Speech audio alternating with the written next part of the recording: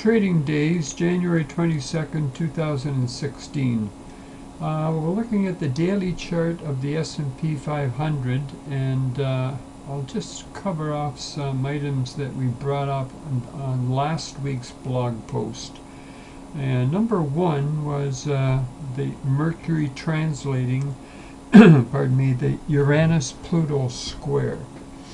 And the dates were in the last blog. You can take a look at them. January the 20th, where we had the low. This is the big spike low. That's where we had Mercury squaring Uranus. So that was the start of Mercury translating the Uranus-Pluto square. It squared it here, and then on Friday, Mercury was conjunct Pluto. During this time, Mercury is still retrograde. We've talked about that quite a bit. The point on Mercury here was that it is a signature for a change in trend, and that's certainly what has happened up to this point. What's going to happen next week, and Monday starts it off, Mercury is going to change direction and will be going direct, be going forward in motion. And it is going to hit these same planets again, Uranus and Pluto, and it's going to translate this Uranus-Pluto square again. It's going to do it in reverse order. So that's going to occur on January the 30th. That's Mercury is going to conjunct Pluto, and on the 31st, Mercury is going to square Uranus. So obviously they're weekends.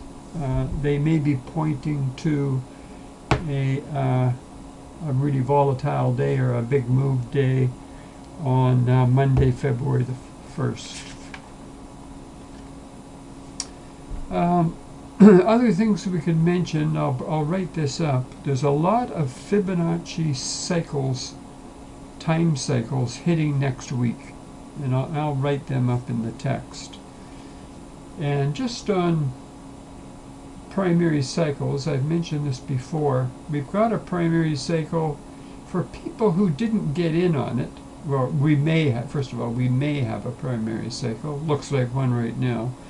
But for people that have missed getting in here, there's another cycle which is 2 to 4 weeks in length, which we can use as an opportunity to get in if we missed getting in on January the 20th. So that cycle usually hits in the first 2 to 4 weeks. My bet this time it's going to be closer to the 2 weeks. But we'll usually get a pullback,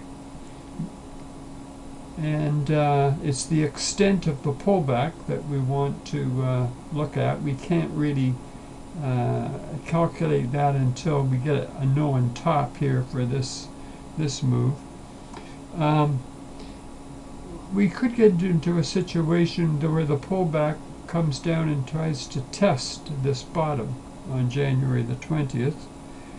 And if that was the case, I mean, that could succeed or fail. If it failed, obviously we'd be going down further, and that's a possibility. So that's all I'm going to say here. I'm going to include more information in the body of the blog. I'm going to be identifying dates, so it'll probably be better to write them down. So thanks for listening. Bye.